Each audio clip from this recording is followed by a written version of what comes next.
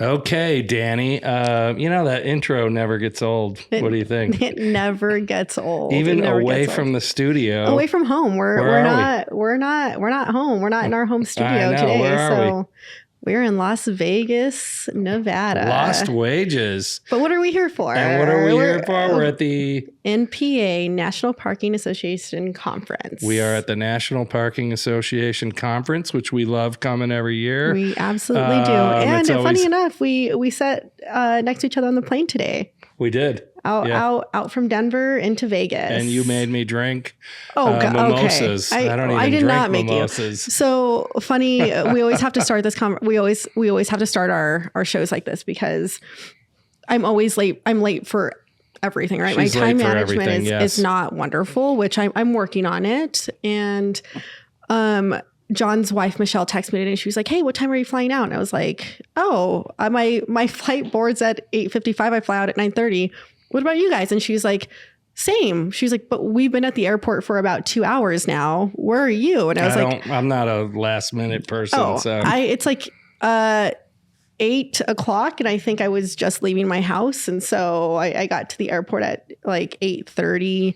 Our flight board's at 8:55. I make it to the gate just in time. We're a little bit delayed. You were. Yeah, but you made it. Still made it. You weren't late. So what do we got going today, Dani? Well, today we're really excited to be in Vegas to be recording because we have a very special guest in the house today, all the way from Chicago.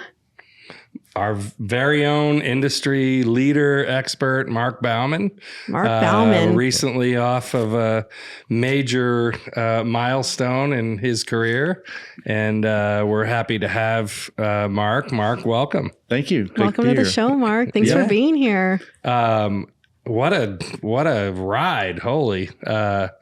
We'll get into the details, but Marc joins us obviously as the leader of a national parking company that was publicly traded, 23 years at the helm for a lot of those years.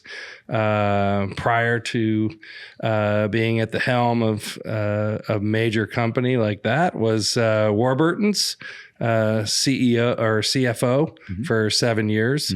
What is Warburton's? It's a very large food manufacturing and distribution business in England. I got a great opportunity to go there and just see the world from a different point of view. So it was a very exciting time for my family and me. Yeah. Whereabouts in England were you? It's actually in a town called Bolton. And as it turns out, Bolton has the most rain of any city in England. Wow. And so it just so happens that's where this company was based. And so we live there and it rains all the time. Yeah. And so we were always glad to come back to Chicago or Wisconsin or someplace in the summer just to get some weather like we're having here in Las Vegas in the 1980s. It was great weather. So how did you find parking?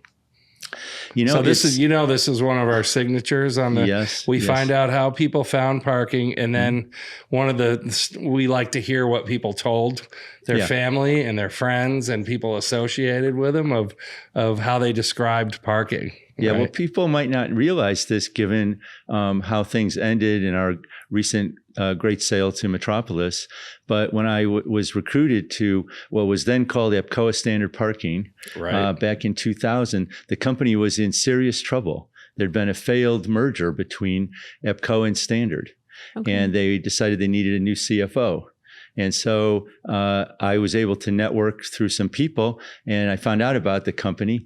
And they thought, well, maybe I would be the one to bring in. And the company was so troubled. People might say, why would you go for something like that? But I really liked the challenge of making change. Right. And I had been involved in 2 successful turnarounds before that. And I thought, well, here we go. Of course, I got there. And on my first day, my predecessor as CFO was there, and he said they kept him for a month just for a transition. Right. And he said, I don't know if they've told you, but we're in default on all the bank covenants. And we had public debt, so we have to file a 10Q in 5 weeks. And you have to fix that problem before you do that filing. And I said, okay. I said, what do the banks think about all this? And he's like, well, I don't know because no one's talked to them for 5 months. They don't know yet. So literally on my gosh. first day with the company, I got to call the banks and introduce myself and ask for their help in solving the Talk problem. about a challenge. So that was, I went home that night and I thought, what did I get myself into? Yeah. What a great move I made. Totally. Here I have my wife and children. But actually looking at parking, it's kind of funny because when I found out what the company did, I'm like, this is going to be really boring. I've been in these fascinating, really exciting businesses already in my career. And what do? You go in and you pull a little ticket and then you park your car and then you go and you give it to a cashier and give them some money. I mean, I'll just come back. They're willing to move me to Chicago from England, and I'll take the job and I'll stay a year or two and then I'll find something better. Yeah. And of course, almost 24 years later, I never left, and I would still be there now if the company hadn't been sold. I found it to be just the most fascinating industry. Right. And a lot of great people and just all kinds of incredible opportunities to be innovative, to think, and to try to create a great future. Yeah, I do think it's one of the most, I've been in it for about 10 years now, but it is one of the most innovative industries I've ever come across. But it didn't start that way. No, it didn't. So as Mark could probably tell you, we evolved. I mean, we were a labor-driven kind of, force, and technology is kind of, people kicked and screamed even to take credit cards for the longest time. You're absolutely right. And I think, one time I was, actually when I was in England, we brought in a college professor to talk about successful companies and companies that failed. And he brought up all these company names, and of course you could think of ones here like Blockbuster, and these companies were so successful and then they failed. Right. And as he put it, the only thing they did wrong is they kept doing that which made them successful too long. They got confidence, like we have the secret sauce and we'll just keep replicating and doing what we're doing. And that's really the crossroads that a lot of companies in our industry have, especially for the legacy operators. We just do that really well, and we get good procedures and good controls, and we just keep down that same track. Keep doing that, yeah. And then unfortunately, as you point out, John, technology comes along, it changes, it disrupts, and if you don't embrace that, then maybe you're going to be one of those companies that isn't there in the future. Exactly. Mm-hmm. Which kind of brings me to my next, it's kind of a personal thing, but so I remember your first annual meeting as CEO. Mm-hmm. And I remember the meeting prior to that, your predecessor. And I think, honestly, Dani, that speech that the predecessor made leading up to the year before Mark, that annual meeting, was probably one of his best. It was the quilt. I call it the quilt speech. Yep. It was probably one of the most inspiring. I mean, you go into that annual meeting, you're kind of like, oh my gosh, we're selling this, we're doing this, and we've got this, we've got that, and you come out of there and you're just like doing cartwheels, right? Mm-hmm. So there was kind of a circle of us saying, what is Mark going to do the next annual meeting? How do you follow that speech? And so Mark can do two things. He can either be Mark and be himself, or he can come in and try to be the predecessor. Sorry. That's okay. If he comes in and tries to be like his predecessor, it's an ultimate fail, probably, just because of the expectations. And Mark came in and knocked it out of the park. I remember started out with an angel in a snow. Like Mark went out in the middle of winter with, I think his skivvies on or shorts, and he did a snow angel in the snow, and that's how it started. And then he went on and he did Mark, and I walked away from that going, holy shit, like that was good. That was good. So I had to share that with you. I've probably never shared that with you. But a whole lot of people felt the same way. Right. And it was kind of, as you described, it was like, change. Right. Mm-hmm. And that's what your point was. I'm not the predecessor. I'm not this. The company's not this. And you basically asked people to embrace change, and the people that weren't going to embrace change, at least the message I took out of it was, if the people that weren't going to embrace change, then you're probably not going to be long for the company, right? And That's right. And if you wanted to embrace change, then come with me. And that was your message. Totally. And so, Totally.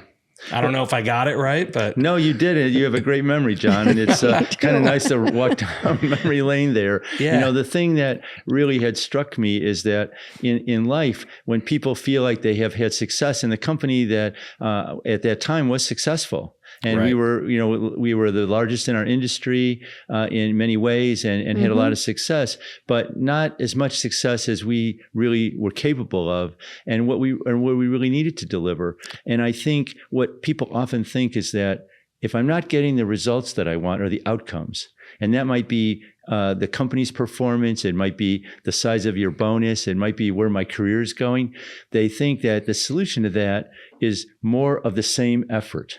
Right. And the concept that I introduced at that conference, and I didn't think this up, it's just that someone made me aware of it, is nothing changes if nothing changes. Right. Absolutely. And so my challenge to the group then, and I've tried to keep this going over my 9 years as CEO, is, to constantly ask ourselves, what needs to be different so that we can have greater success?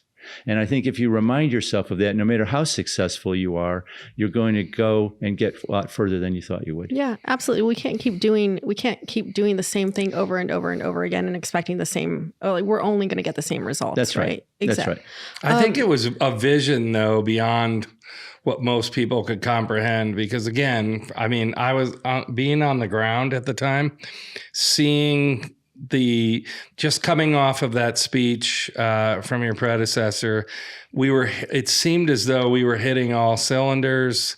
And there was a lot of old school people that were like, oh, everything's great.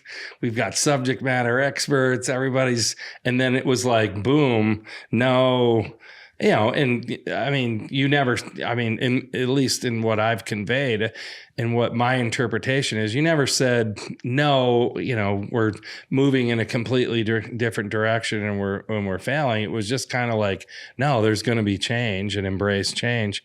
And I think you had more of a vision than most people at our level or any level at that point, because you had the financial burden of reporting to shareholders, being a public traded company.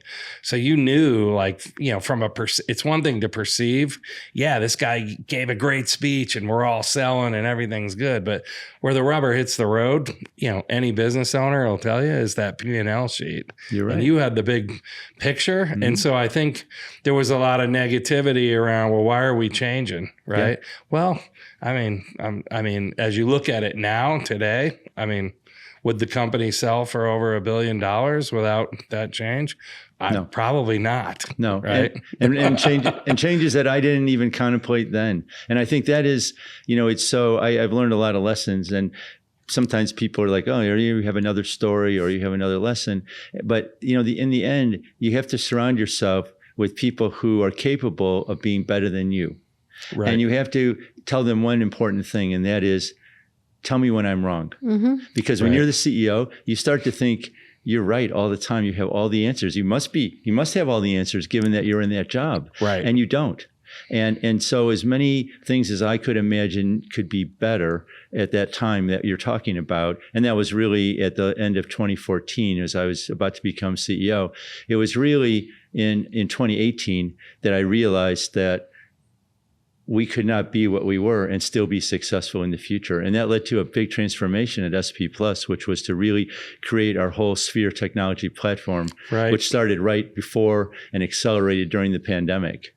And so you're absolutely right. It's that you can't just say, like, oh, now I have a vision and I'm just going to execute this from now on. Yeah. You're tested by the feedback of the marketplace, what's working, but also listen to the people in the organization. Right. They know, guys like you, you're in the roles you have, you're closer to the clients and you know what's going on better than someone where I was sitting. Right. And if I'm not open to that, I'm going to make decisions or lead the company down a path that isn't going to be successful. Right. So before we shift a little gear, and most people don't know this about you, but you were on David Letterman. Yes, right? I was. You That's were right. I was a guest in of David the Letterman. late 80s or Late early 80s. It was a long time ago. Another lifetime, really. I've watched that episode.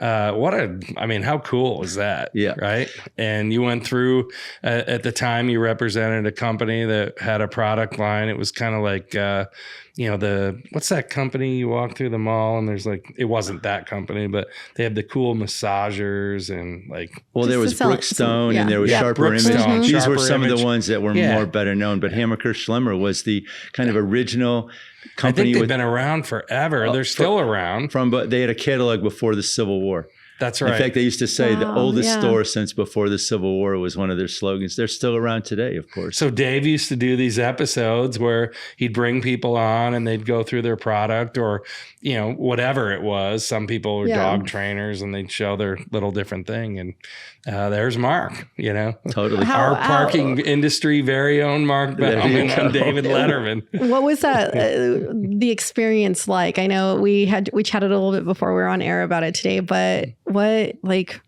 you did make a comment where you're like, I studied so hard. I studied like this handful of products. And then at the end of the day, it was like, well, he doesn't like any of those.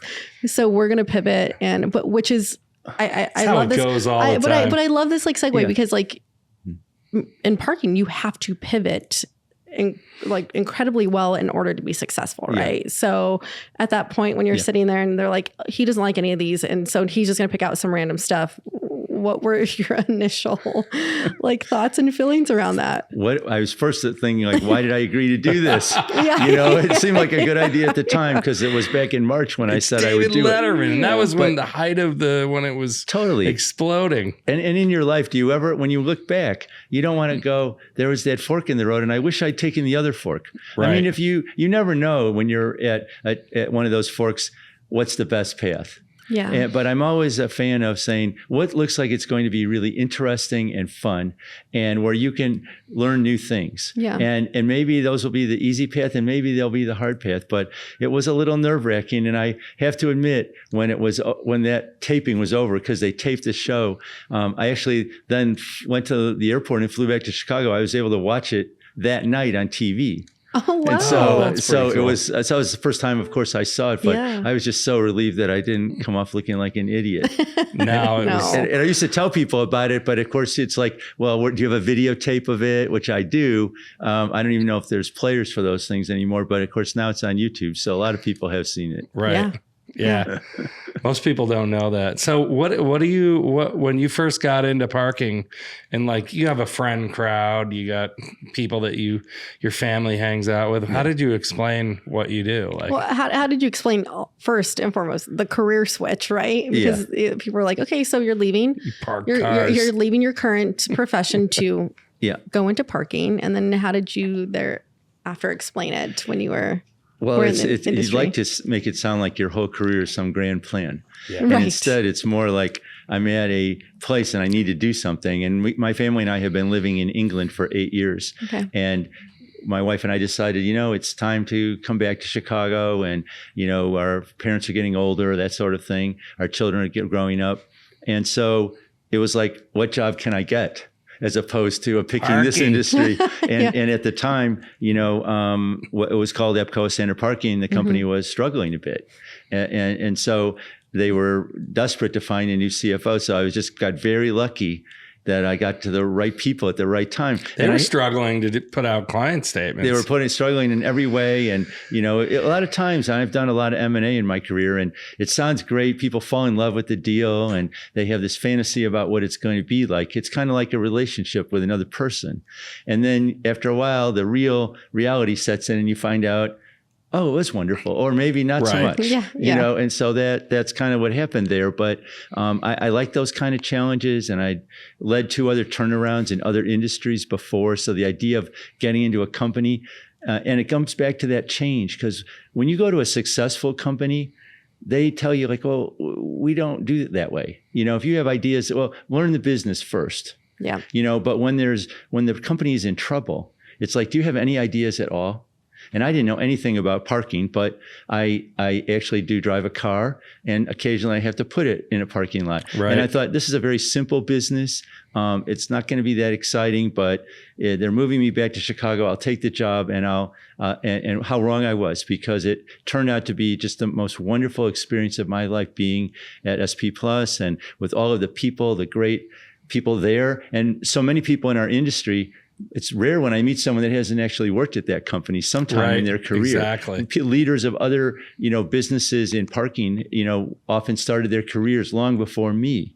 Yeah. So it's of course it's an industry where you can make a lot of change, where you can be innovative, where you can try out new things. There's a lot of variety. It's the most fascinating and probably complex business. But John, when you ask me, what did my friends and family say, they're like, parking lots, really? Yeah. They had that same kind of Yeah, reaction. exactly. And no one ever heard of it either. Yeah. Exactly. Even though people in Chicago, they're parking at O'Hare Airport. And they're paid parking. They're parking with the company all the time, but it's not a household name. And even today, it's not really with the public. Exactly. Not, I yeah. mean, we talk about this. It's always, we try to get it out of all the guests. It's kind of like, what was your experience with that? And it's kind of like valet. I mean, I still get that today. Oh, you're in parking? How's valet? It's like, and obviously anyone in parking knows that, not to bash valet, but it's like a small percentage of what parking really is, right? And Totally. but it's the first thing that the public and the image of our industry is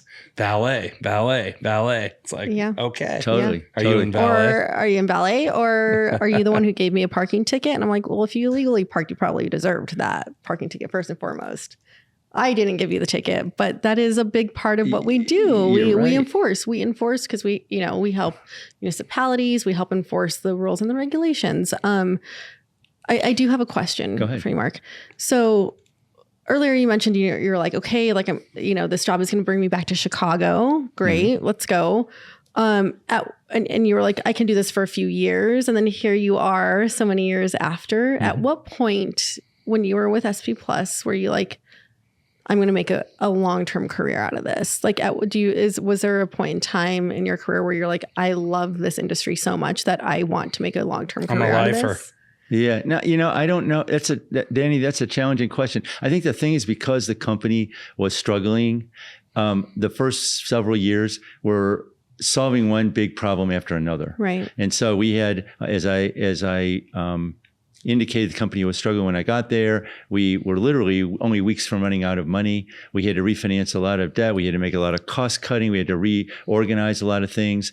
And we were starting to get everything going well. And then 9/11 came along. And one of our big clients was the Port Authority of New York. And I'm sure there was a $4 million check sitting on a desk at World Trade Center. And we never saw that money for months and months. And that almost brought us down. And then we finally went public in 2004. And there wasn't enough demand for the stock. So the controlling shareholder was going to pull the plug on it. And I told them, if you do that, you're pulling the plug on your business.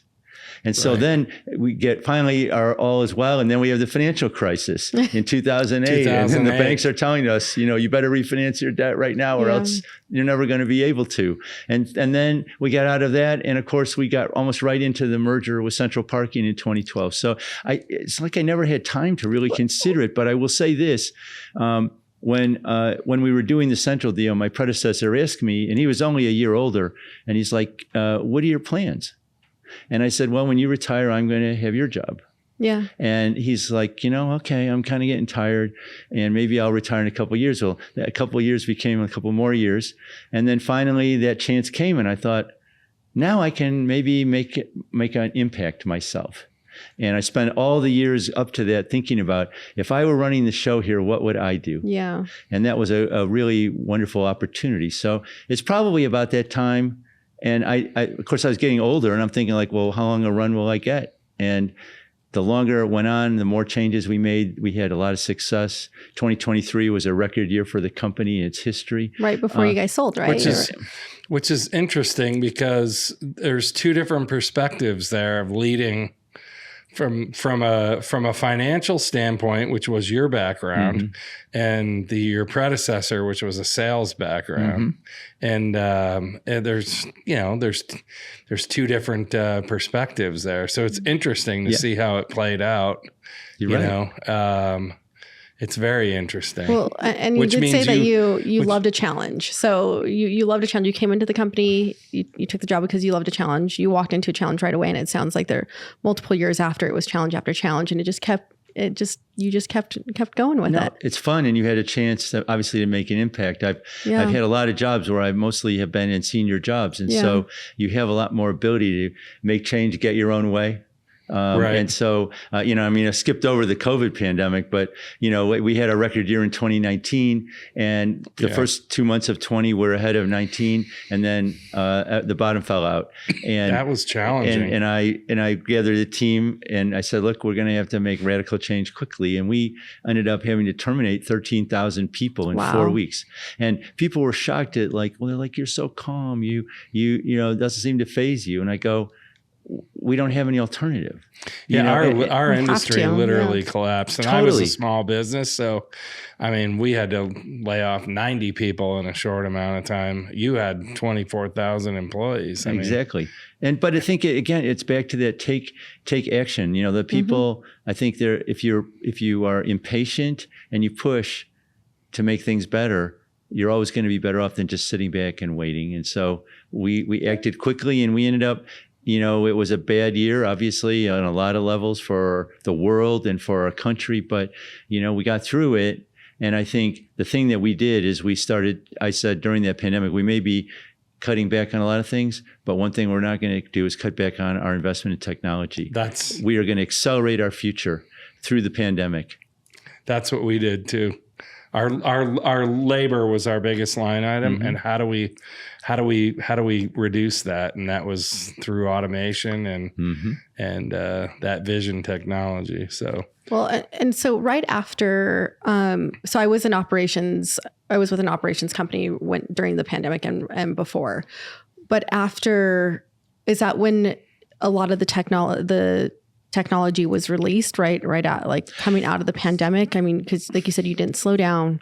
That was one thing that you guys kept the gas pedal on, was growing and investing and making sure that your technology was going to come out and meet the needs and the demand of the market. I would say it was again another one of these forks in the road. Yeah. When we did the deal with Central, we imagined that we could grow our top line, which for us was gross profit, by 5% a year. And we built all of our models for investors on 5% growth. And Standard was growing faster than that. Central wasn't growing quite as fast. And so we thought together that's what they could grow. In reality, in 2013, which was the first full year, we grew 2%, same in 14, 15, 16, 17, 18. So all these years, we can't grow any faster. And for a public company, that's not fast enough. Yeah. And I went with Greg Pearson, who ultimately was our chief technology officer, to the NPA, one of the NPA shows. And I said, let's walk around the exhibit hall and tell me what it is you see through your eyes. And he said, what I see are a whole slew of technology providers who we have depended on and who have supported our industry for a long time, who now seek to be us. They're going to convince our clients that you don't need an operator, that all they really need is the technology solution. And so he said, we can either continue to put our hands and our fates in their hands, or we can chart our own path. And that's what I was going to bring up. At some point, you made a decision that we're gonna chart our own course. We're gonna embrace technology. We're gonna be technology, right? That's right. And honestly, I think I've told a lot of people this. I think the way the operator is evolving, that operator model is, it's going to be you're more of a digital operator. It's more of a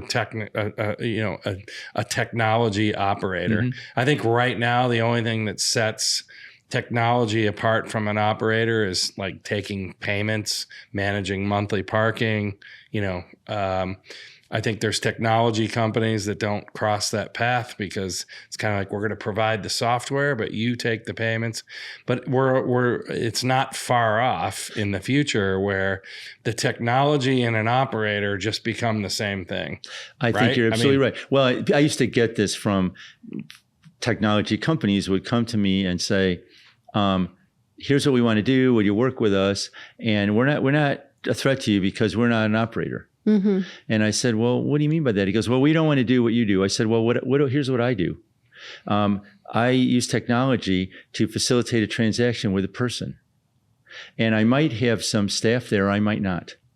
So if that makes me an operator, how is that different from what you do? Mm-hmm. When they're like, well, nothing, it's not different. So either we're all operators or that's an obsolete term. The reality is we're providing solutions to the marketplace. And that solution can be technology on its own. It can be technology and people combined together, or it can be, technology provided by one company and people provided by another company. Right. And all of the various players in our industry have sort of different visions on how to do that. But what really struck me in that conversation with Greg Pearson is that we really had a chance to take our future in our own hands if we were willing to be bold. Mm-hmm. And so from that point in the fall of 2018, we embarked on a path of creating our own tech platform that eventually was called Sphere. We invested $80 million over 4 years. Wow. We bought 3 technology companies. So that was a different whole thing for us. But by the time we sold our business to Metropolis in May of this year, we had deployed our technology to 800 locations out of our 4,000 portfolio. So we were clearly finding success in the marketplace and finding a way to monetize technology. And we at an MPA show, we brought our Sphere gear, is what I used to call it. Yeah. And so we brought the Sphere gear a couple of years ago, and we were all these people like at our competitors in technology. They like take off their shirt and put on their street clothes and come over. Oh, can you tell me about this? Because they're very curious. I remember looking at your booth, going, "That's not a parking operator." There you go. That is not a parking operator. Totally. So that is Mark doing Mark things. Like he's looking at the path, and do I want to go the paved road, the obvious path, or do I want to go? That's right. Do I want to go this bumpy road that's not paved? And I remember. You're I right. remember. You got a great memory, John. And the thing, I found I know a lot of the consultants in our industry, and a lot of them are recommending solutions to the same clients that we all serve. And so I thought, okay, at that show, I'm going to bring some of them over to the booth. And I told them, I said, now, I'm going to have the people in our team explain how all this works to you. And I don't want you to tell me it's good. I want you to tell me what's wrong with it. Yep. And there were very few things that came out. And I said, okay, to my team, those are the things we're going to fix so that there's nothing wrong with it. And I said, at the next show, let's put up a sign that says free equipment. Right. Because where we really went, and this is where I do think the industry is going, is people saying, we'll provide the equipment. We say this to clients all the time. If you give us internet and power, we'll give you free equipment. Right. We will install it for free. We'll you become operate, very sticky. and we'll take it out if you don't want it. Yeah. But what we do want is X per transaction or Y percentage of revenue. Yep. And our whole ability to make money is monetizing that transaction stream. And I think that really is the future. And you see this as Metropolis does this, and other major, everyone is kind of saying that is the future of the business. It's not whether it's a $500 a month management fee or something more, the management fee may not be there in the future. So what was leading now into the Metropolis? Because this is probably the elephant in the room. I don't know who you've spoken to since, but me personally have gone through private equity in that first round. Probably one of the hardest things I've ever had to do in business. What role did you play in this transaction? And boy, what a transaction. So what part did you play in that? Was that was you driving that? Or? Yes. And I think I've known Alex Israel for 8 years. He and I both were on the NPA board together, and I saw him as a clever, innovative guy. He thought outside the box. He had a lot of different ideas from the traditional players. He could see disruption coming through technology. And he was very active in supporting our industry. And so one day in 2022, so it's quite a while ago, he called me up in the summer and said, "Hey, I'm going to be in Chicago. Do you want to have dinner?" And because I'm the board chair of the NPA, I thought, well, it's probably just to talk about the industry. You didn't know what was coming next. And so he's Boy, like, he didn't. So he's like, you pick the place. So I picked Ocean Prime near our office, and we go there and we have a really nice dinner, talk about our families. And finally I said, was you just coming to say hi and to buy me dinner? He goes, well, no, I've really been looking at your company and my team has been looking at it. And we really have a lot of admiration for what you guys have built. And we'd like to talk to you about potentially buying the company. And you could have knocked me over with a feather because he's had a successful business, but it was much smaller than us. Mm-hmm. Much. And so I thought, wow, I mean, can he really even get the money to do it? And so we talked about what might be a next step. And because SP Plus was a public company, it's not my decision as to what happens. We act for shareholders. Right. And so he said, I'll be back in touch before long and we'll put something on paper, which is what I asked him for.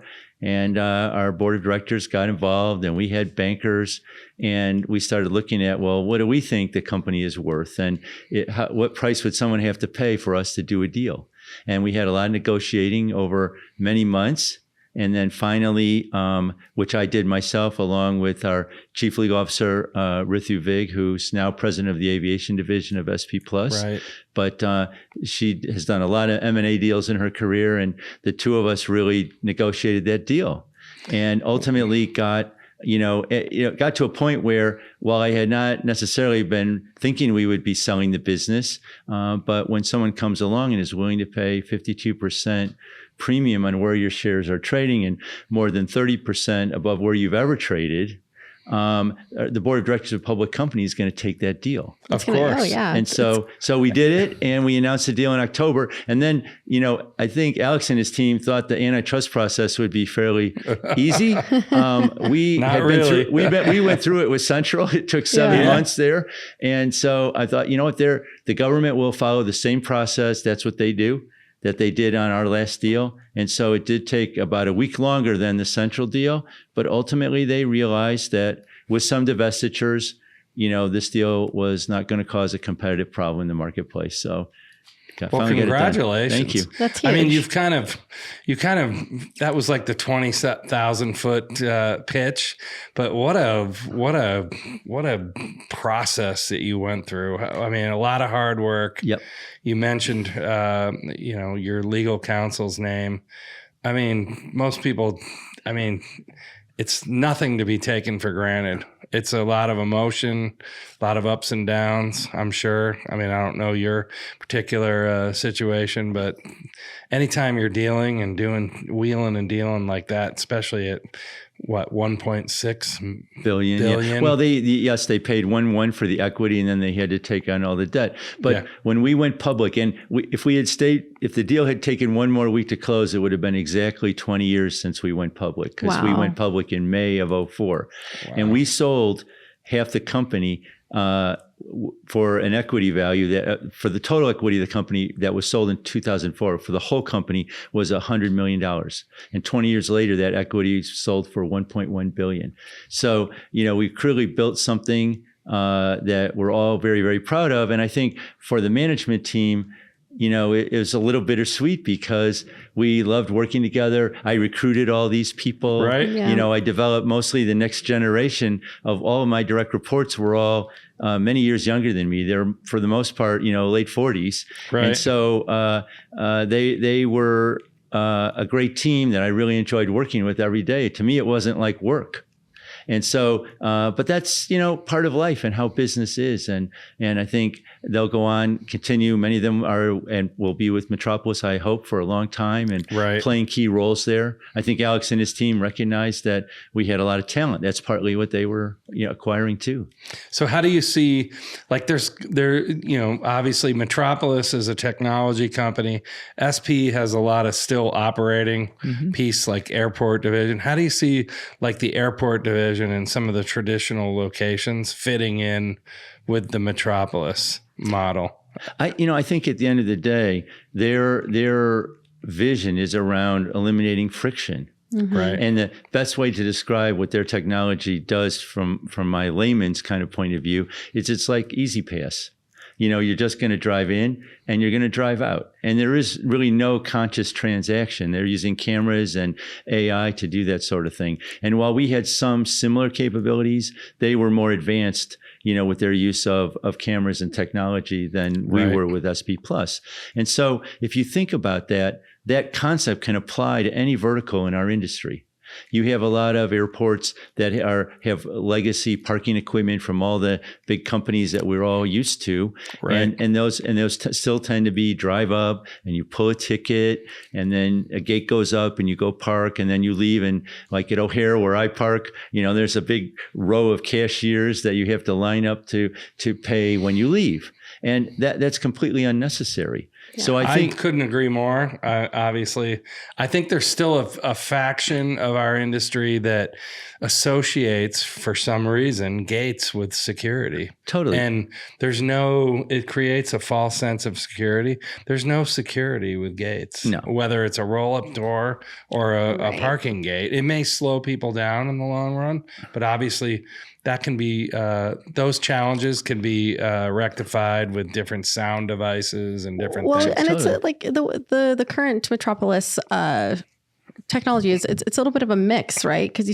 you have gates, you have cameras, but no tickets are pulled. Like it's a very unique combination of a little bit of traditional and That's right. menu. I mean, and they definitely have locations pre the acquisition of our business that had gates and equipment. But they had it's amazing because although they were in effect a tech startup that started in 2017, and we are this old company that's been around since 1929, we had a similar vision for what we wanted the consumer experience to be like, and that's no friction. Yeah. And we developed our promise that we talked about during our last year, which was making every moment matter for a world on the go. That is about taking friction out and giving people back time, because that's all we have. We have our 168 hours.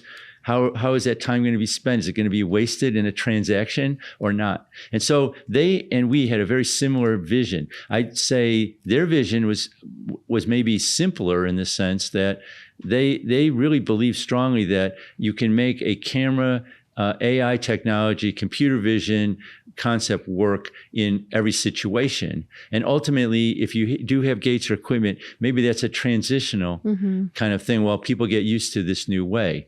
We attempted to do it a little differently. We're like, well, if the client wants gates, we'll put gates in. Exactly. Our Sphere gear. I think you should be my next marketing person. There you go. Well, I'm gonna have Mark talking about all of this stuff. There you go. Well, maybe someday I can. Yeah. Right now I got a non-compete that's running for a while. But the thing is that even with us with Sphere, we did not spit tickets and we didn't take cash.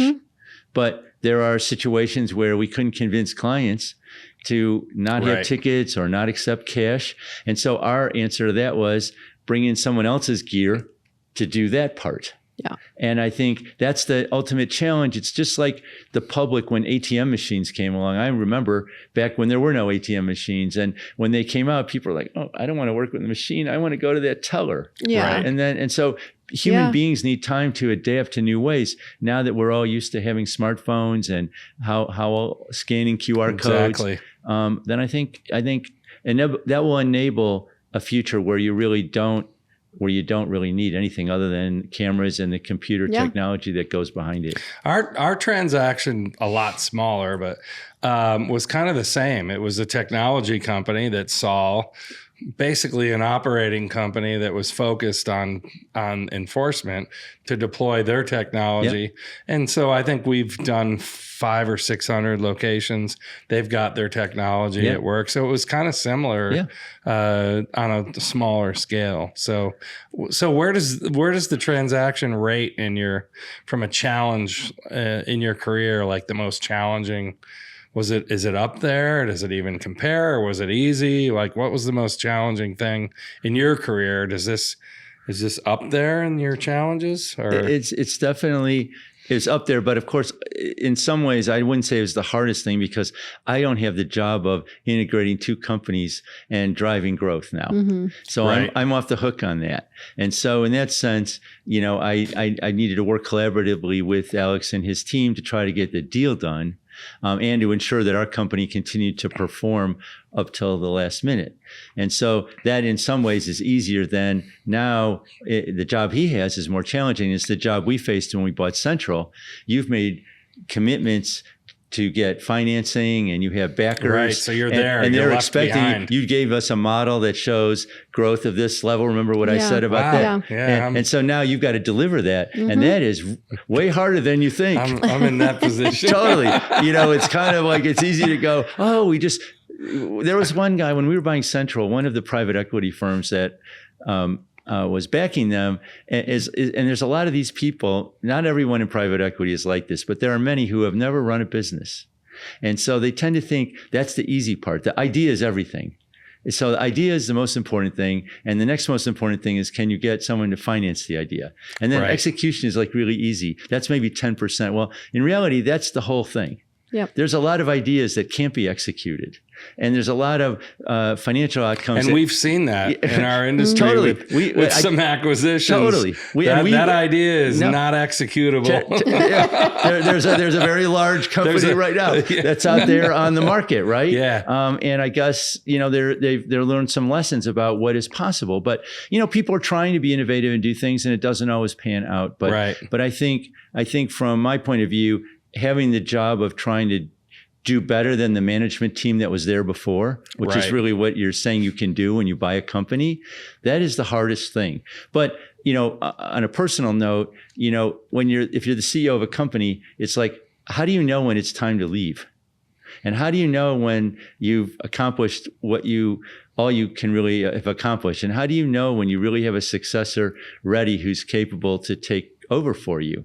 And that's and I think about that a lot. You've managed to leave on a good note. Well, I did leave on a good note, thank you. But I think, I can't take credit for saying I made a decision that now is the time to leave. Right. I left because they bought the company. If they hadn't bought the company, I'd still be there. But it's let's be real here, though. It starts out with a dinner. It doesn't. And some guy says, "Hey," or gal, "I'm going to buy your company." Like, it's not that easy. You know what I mean? So you played a role in that. Yes. You could have been closed-minded. You could have been, a number of things, but. The two of you made that happen, and that because is a lot of energy. That's a lot of time. It's a lot of energy, and in a sense, like you could have, you are very open-minded. You could have looked at it in a competitor perspective, right? Because you're not just SP Plus is not just in the operations world, but they are moving into the technology world. Yes. Whereas Metropolis would be one of the biggest competitors to what Sphere essentially. And not end goal, but goal was to when implementing into the market. And so it's going in with an open mind and having a great conversation and seeing where those conversations and that goes next. I think now we shift a little gears because you're right. Our listeners are going to want to know.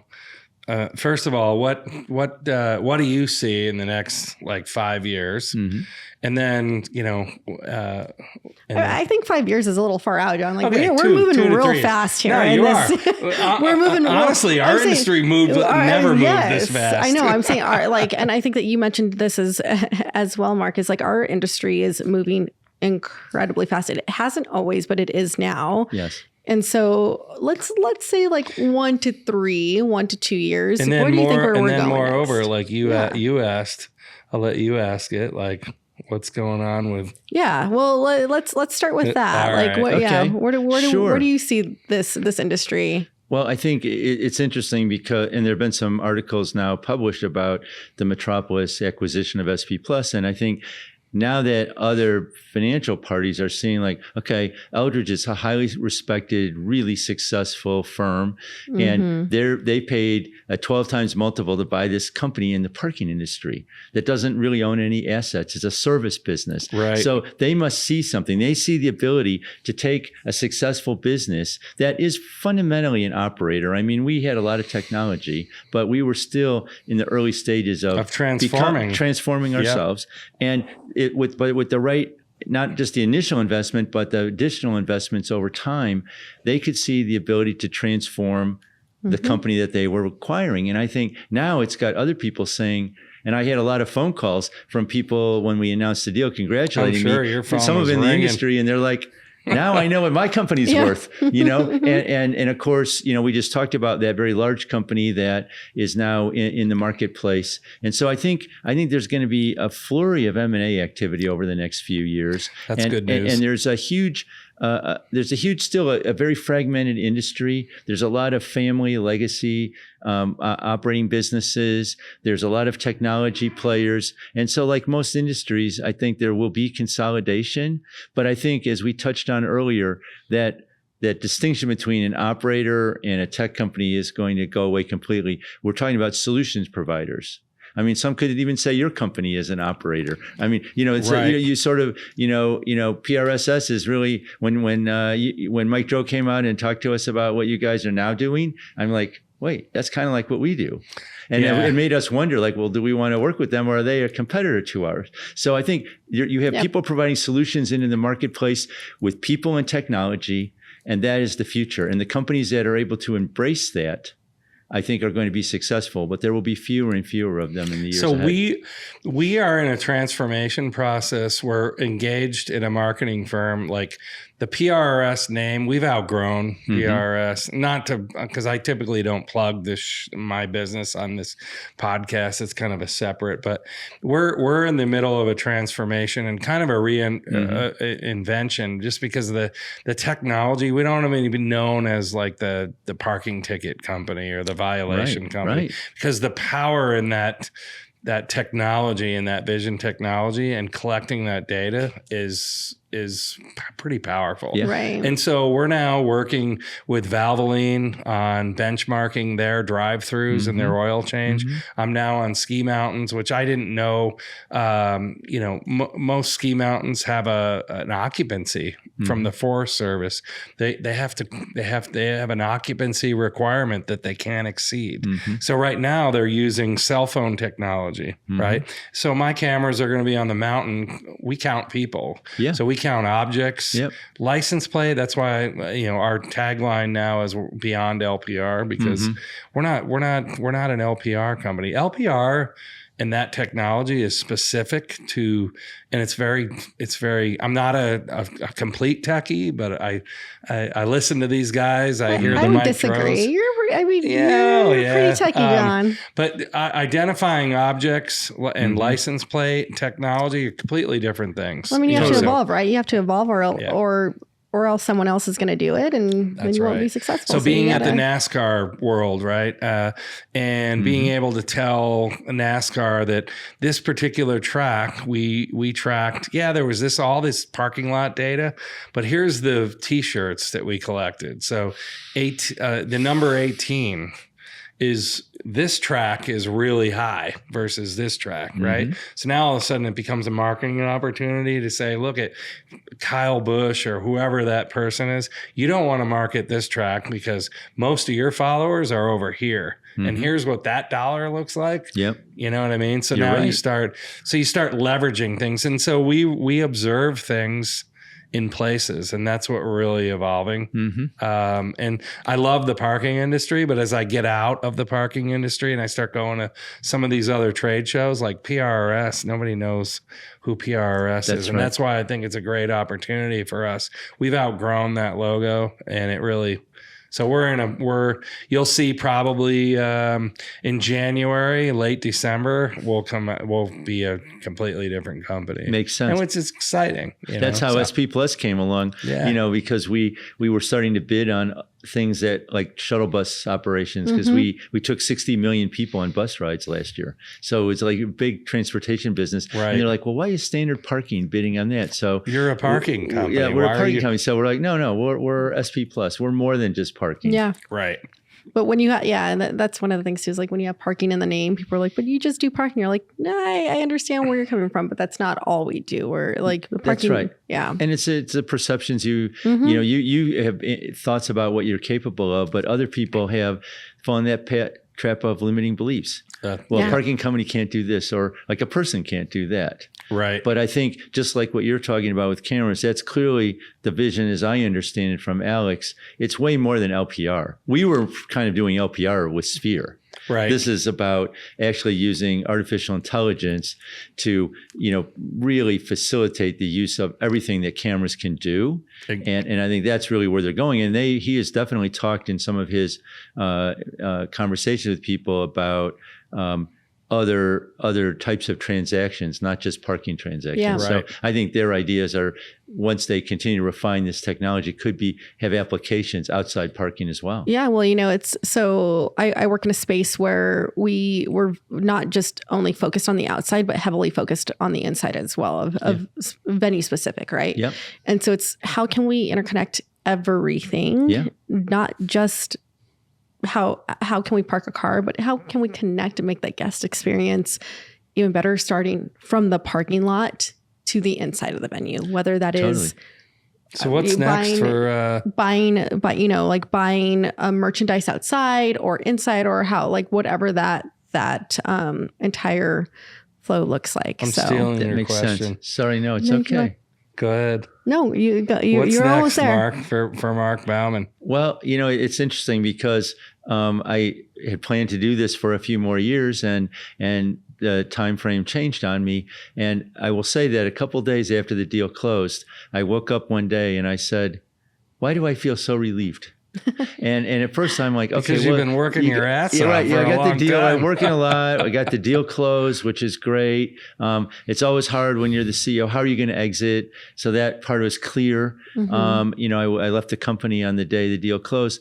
But I realized it was more than that. It was really for the first time in all my working life that I wasn't responsible for anything but myself.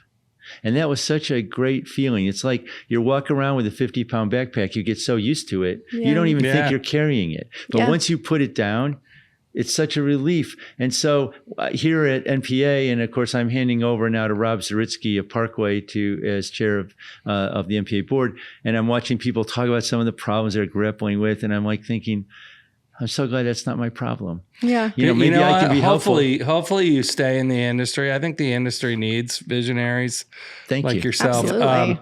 But I can kind of relate because I remember when we sold the first round to the private equity, and I went over to Europe to finalize the deal. And it was emotional. It was very emotional. And I remember thinking, wow, and I had that feeling for a brief time, the weight is off. It was a brutal process for me. I'm not, a financial expert and by any means. So attorneys and all these people help. And then I realized, so I wrote this article on the plane that I posted on LinkedIn because I realized, because I'm like, I'm done. Yeah. But I'm not done. Yeah. It was just beginning for me. And that's what you talked about earlier, because now I'm responsible for delivering. I'm one of the characters that's responsible. I mean, I Still gotta realized deliver. I was the CEO, but then I told everybody I'm not a CEO. I'm a sales guy. Mm-hmm. And that's how we got Mike Dro. But I realized right then and there, it's I just reached the first peak of the ski mountain. There's a whole nother mountain to go up. Totally. And so I had probably 2 to 3 weeks to enjoy that moment. And that's why I wrote that article, because it was I was relieved for a moment.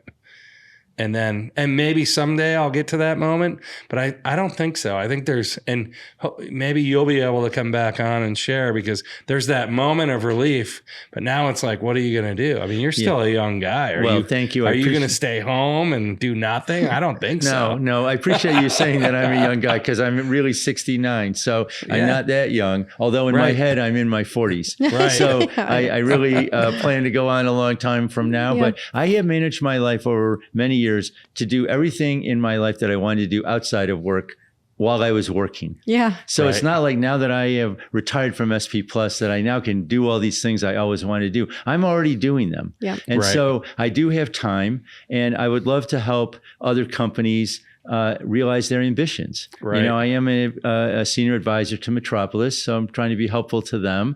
But I can't do anything else in the industry for a couple of years because of my non-compete. But I know a lot of people in other industries, and I'm doing some networking now. And I hope to be able to advise probably smaller companies. Maybe their managements are going to be facing many of the same things that I had to face. Yeah. How do you grow? How do you energize an organization? How do you invest in technology to take a legacy business and help it grow faster? So do you feel like, I wanted to say this earlier. So, you came in, you're working for a big corporation, but at some point when you start, I realized this because like I consider myself an entrepreneur, but in essence, you become an entrepreneur when you reach a certain level. Yeah. Right. Yeah. So you had to broker a deal as if you started the company. I mean, you're still an entrepreneur. That's right. Did you ever look at it from that lens? Like, I'm not just a corporate CEO. I'm an entrepreneur closing a $1.6 billion deal. No, you're absolutely right. And I don't think I don't think I thought of it that way. But what I realized, when you first become the CEO, your initial thought is, okay, I don't want to screw this up. And, I hopefully I can at least do better than my predecessor and all these kind of things. But then very quickly you realize, well, yeah, but the organization is waiting for you to show the way. Mm-hmm. Yeah, I mean, you're in essence. What is that way? You can say, follow me, and you got to convince people that they want it so that they will want to follow. You can't make people do that, but it has to be a way that people want to go. And I think then you start to realize, okay, now wait a minute. If we're going to drive success, we're going to have faster growth. We're going to create opportunities for people in their careers. We're going to create the kind of company that people want to work at, and we can draw the best talent. That's going to require being entrepreneurial. Yeah, you got to try new things. You got to experiment.